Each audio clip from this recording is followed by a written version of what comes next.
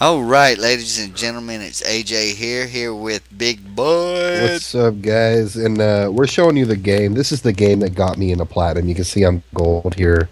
I'm facing a diamond opponent, Avacom, and he's playing random. He ends up being Protoss, and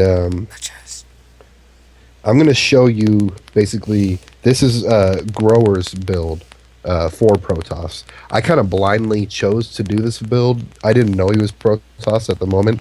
When I play random, I kind of assume they're Protoss, and that's probably a bad thing. But I'm afraid of Protoss, so I prepare for them. That's my biggest fear. So Well, while you prepare, go ahead and give us an adjustment on the feed there, and I'm gonna just look at what's going on here. Bud is sending the scout to the northerly side. My gut instincts tell me whenever I land on this side of the map, I always check the southerly side, and if I'm on the So right side, what I I always do check every that. game is I'll send my first Overlord. I went ahead and send him to the top right hand corner. I just send him to one of the other possible locations, and then I'll send my second Overlord to the other possible location, and then I'll send a drone to scout to the place that I sent my second Overlord. I don't always scout. Sometimes I do. Sometimes I don't. I'm not sure if I did it this game, but scouting is definitely a good habit to get into. So it looks like he's going for some sort of fast expand here. He put his pylon down at his natural wall or natural ramp instead of his main ramp. Right, but So he is chrono boosting workers and getting those going. So I'm kind of thinking he might go a little greedy on us this match. You know. yeah, I think he goes for a forge fast expand, which is a relatively safe build. It's probably one of the safest builds that you can do uh, the whole game. But this build that I'm going to do counters that build. Um, so what you want to do in this build is you want to at 15 supply you want to put down a spawning pool. So at this point, you should have 14 drones, and then one spawning pool. And then at 16 supply, you're going to build an expansion at your natural. And what I did was I just checked to see if there are any probes or any buildings going on. It's a good idea if you know you're playing Protoss. I didn't know I was playing Protoss at that point. I was just kind of being cautious because I didn't know what I was facing. Hoping for the best but expecting the worst. There goes Yeah, this refinery, which would and happen at 16 again. that also happens at 16. It's 15, 16, 16 pool hatch gas, and then at 15 directly after your gas you get an overlord, and then you want to get your queen directly after that, and then back to droning. I'm just gonna have a look down here at his wall. This is a pretty standard wall. You have your pylon, a forge, a gateway, and Yeah, another pylon, then a and then a cannon. cannon behind that. This is Right. your typical forge fast expand that you'll see most Protoss do. It's some kind of cookie cutter bit that involves no individuality or no custom gameplay. Nothing against the Protoss players, but What am I doing? I'm copying a pros build, so oh, that's fine. But that you know. typical wall, I mean, he could move it around. He could decide, you know So what, I'm gonna put the as cannon soon up as front. your queen finishes at your main, you want to inject, send them down to your natural, and start another queen at your main. Um, at this point, you should have about I've got what 16 drones on my mineral line and three in gas. Hmm.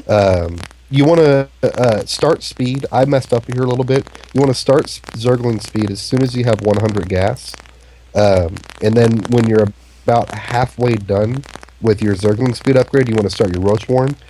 I started my Zergling speed upgrade late, so I compensated for that by starting my Roach Warren early. Then he's just gonna get his inject when he needs it. But I'm gonna make a really quick adjustment real fast. Give me 1 second here.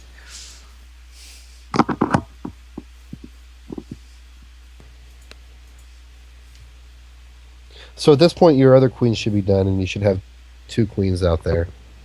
And you want to drone up until you have about 27 drones. I believe it's 27. You want to have about 14 drones on your main and 13 drones on your natural. And as soon as you have 100 or 200 gas after your initial 100 gas that you used for your spawning pool, so after you've collected 300 gas in total, you want to take all your drones off of gas, put them back on minerals. You don't need any more gas. 200 gas is exactly enough to build 8 roaches, and that's how many you're going to build. You want to build 8 roaches, and then after that, all you're going to do is pump out speedlings and overlords. Speedlings and overlords. That's it. This is an And all-in build. and you really, but I don't know what your take is on this. Maybe we could pause it for a second. But when you think about it, what's your take on the amount of supply that you need? Like, say earlier, I was doing this build against a Protoss, and I took my supply up to 80 something, but the minerals and the time I took to do that, I could have actually attacked and won the game. But by taking the time to have the extra overlord, I think 76 is a great number to have for supply. But one thing that I didn't mention that I should have is you should keep on, when you're in the droning stage and just doing the build and you're not producing your units yet, you're keeping up with normal overlord production. And then once you get to a point where your roach warren is already going up and you've got all the drones, you've got 14 drones at your main and then 13 at your natural. At that point, you should build 3 overlords. You just want to do a 3 overlord drop. That should be enough to pump out all of your roaches and about 10 to 20 speedlings. And then after that, you want to do about another 1 or 2 overlord drop because from this point forward, you're only making speedlings, and speedlings don't take as much supply. Okay. So once you have your 8 roaches, you want to go ahead and push out. At this point, you should have about 8 roaches and about 10 speedlings. So I'm pushing out to my opponent.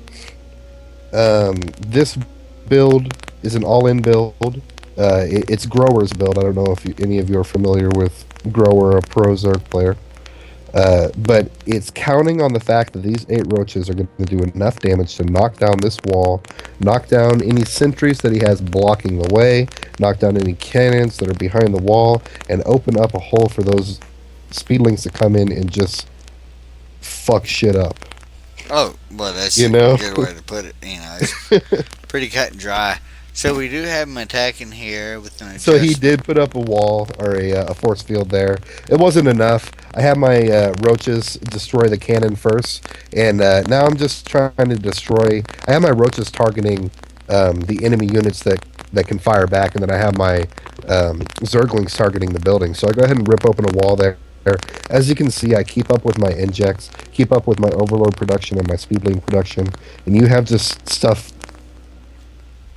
I mean, it's just never ending. This guy's like, when is it going to end? It's not going to end because it's an all-in. It's going to end when he's dead. And he does his best fighting it off. He's a gold level player or a diamond level player facing a gold level player, so he's like, no, I'm not going to lose to this guy. But it wasn't in the cards for him that day. But he should be happy because this is the game that got me to Plat. Although I don't think there's a day where a diamond player would be happy to help you get a plat. No, I don't see that happening. And just to point out back here, ladies and gents, he is keeping up on his injects. He is keeping everything going.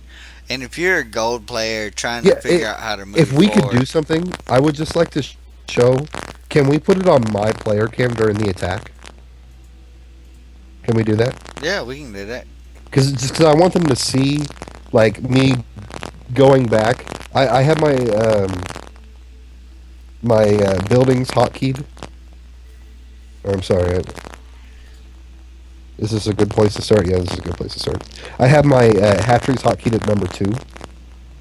So I just hit 2, hit 2, double tap 2. Or I'm sorry, actually, I have my queens hotkeyed at 3. So I double tap 3, hit V, click on the hatchery that I want to inject. Then I hit space because I've changed the backspace. You want to describe that? That's a good thing to bring up right now, actually. Oh, yeah, and why? So let's get a little bit of an adjustment. But what you do is you go into your options and you set up your hotkeys, and you have it where your base camera is set from backspace to your space bar. You create a control group with your queens, and you would hit the control group, and then you would hit the space bar and hit the V button on your keyboard and click on your hatchery. Space bar will directly center you on it, and you do it again, it centers you over the other one. And as long as you're still selected into your control group, all queens are selected, so you just hit V again and click again. Basically, it's a fast inject method that is pretty much the easiest way to inject anywhere from 2 to 7 bases. I've never done it on 7, but the video that I got it from, the guy had 7 bases and was injecting on all Oh, of them. you could do 7 bases like no time. Yeah, yeah. I mean, it'd be It's quick, it's but the way to manage a macro army. You if you don't have it set up that way, and you know what? You know what we need to do right now is exit this game. We need to bring up the options so people know how to show it, know how to change it. I'm going You into want to show them that? options now, and I'm going down to hotkeys. I clicked on hotkeys, and ooh, you see, the biggest thing is that my profile is already set up. So you go to global, and it's gonna be under I'm thinking it's under camera. So we're Yeah, gonna I believe hit it's under that, camera. and base cameras right here, the one that I have highlighted right here. It normally is backspace, but I change it to spacebar because spacebar is normally the button that if something's happening right now, you can hit it and it'll go to where the action's at right And there in it's that right if moment. you have your queens set up to the default setting where V is inject, V space. It's just right there. Boom, You know? boom, boom, boom. Once you select the Yeah, control group of all queens, it is pretty much, it happens, this quick. yeah. I It's don't it's know if just, that was it happens hittable, in a but second. yeah, it You is know, so quick. it's You so quick. just I could show you videos where I have 5+ bases and I'm doing it just really fast.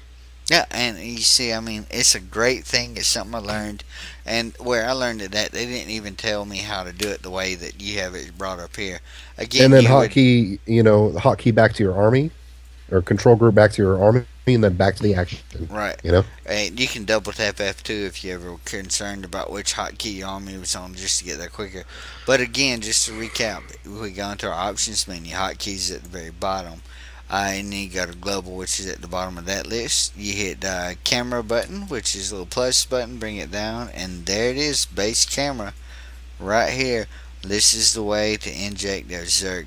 And if you're any other race and you're wondering how come they keep supplying, this is the easiest way for them to do it best against you. Which is All good right. reason to keep pressure on it. I'm going to back out of here. We're going to go ahead and kill this speed for now, and then we'll stuff up in just a few.